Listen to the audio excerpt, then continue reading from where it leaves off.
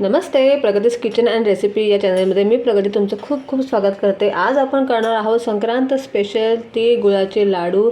अगदी सोप्या पद्धतीने झटपट तयार होणारे लाडू मी तुम्हाला दाखवणार आहे।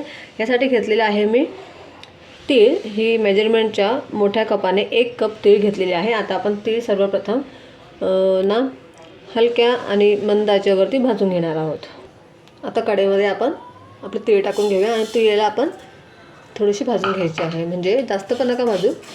थोडीशी ती अशी फुटायला लागली की आपल्याला लगेच गॅस बंद करायचा आहे। आता हिला व्यवस्थित भाजून घेते मी।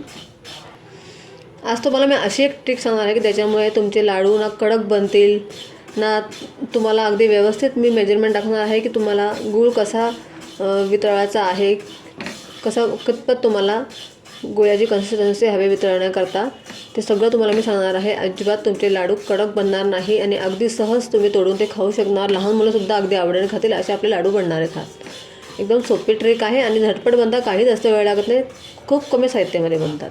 हे बघा, आता 2-3 मिनटं झालेलं आहेत। आपली ती आता बघा फुटायला सुरुवात झालेली आहे। बघा, आता एका प्लेटमध्ये आपण ही संपूर्ण तीळ काढून घेऊया।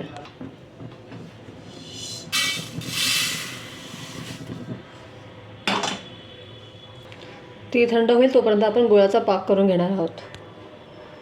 बघा, आता आपण 1 कप तीळ घेतले होते ना, तर आपल्याला 1 कपपेक्षा थोडंसं कमी गूळ घ्यायचा आहे। हे मेजरमेंट अगदी योग्य आहे।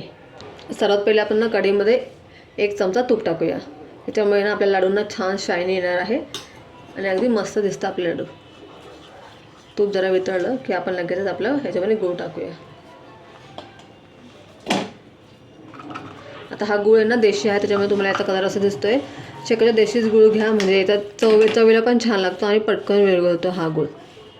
हे बघा, आता हा गूळ आपल्याला पूर्णपणे याच्यामध्ये विरघळून घ्यायचा आहे।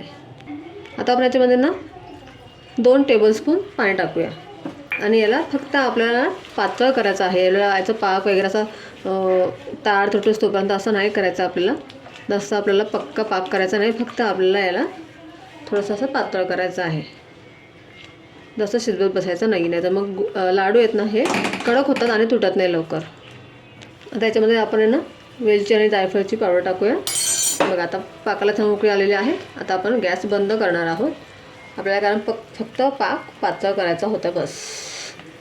आणि तुपामुळे अगदी छान शाईन येणार आहे। तुम्ही गॅस बंद केलेला आहे आणि याच्यामध्ये मी आपले संपूर्ण तीळ टाकून घेणार आहे।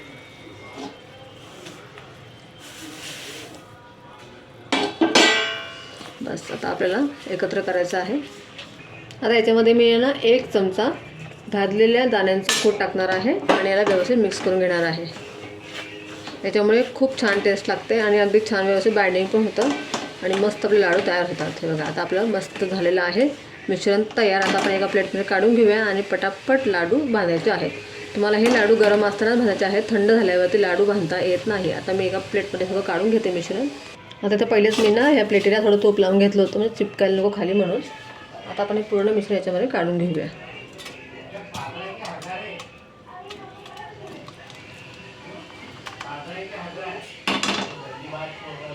आता आपण हाताला तूप लावून घ्यायचं आहे आणि लगेच याचे लाडू वळायचे आहेत। हे खूप गरम असतं, त्याच्यामुळे जरा घेताना तुम्ही असं चमच्याने घ्या आणि मग असे तुम्ही लाडू याचे वळू शकतात। हे बघा, असे मस्त गोल गरगरीत आपण लाडू बनवून घेणार आहोत सगळे। आता इथे मी थोडे मीडियम साईजचे बनवते, तुम्ही जास्त मोठे लहान तुमच्या आवडीप्रमाणे तुम्ही कशी साईज याची ठेवू शकता। मी अशा पद्धतीने सगळे लाडू आता बनवून घेते, मग तुम्हाला दाखवते। हे बघा, सर्व लाडू मी इथे बनवून घेतलेले आहे आणि अगदी छान तोंडामध्ये विरघळणारे असे लाडू बनलेले आहे आणि अगदी तोडताबरोबर तुटणारे असे लाडू आहेत। तुम्ही पाहू शकता किती मस्त बनलेले आहेत आणि खूप टेस्टी लागतात, झटपट बनतात, काही जास्त वेळ लागत नाही। तर मी सांगितलेलं प्रमाण अगदी योग्य आहे आणि हा जास्त पाक तुम्ही पक्का करू नका। जसं पक्का केला तर तुमचे लाडू हे जास्त कडक बनतील, त्याच्यामुळे तुम्ही जास्त पक्का पाक करू नका।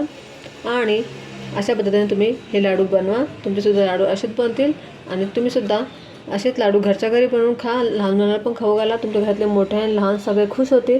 जर तुम्हाला आजची माझी रेसिपी आवडली असेल तर रेसिपीला नक्की लाईक शेअर सबस्क्राईब करा आणि ह्या संक्रांतीला तुम्ही पण अशा पद्धतीने तीळ गुळाचे लाडू बनवून सगळ्यांना खुश करा।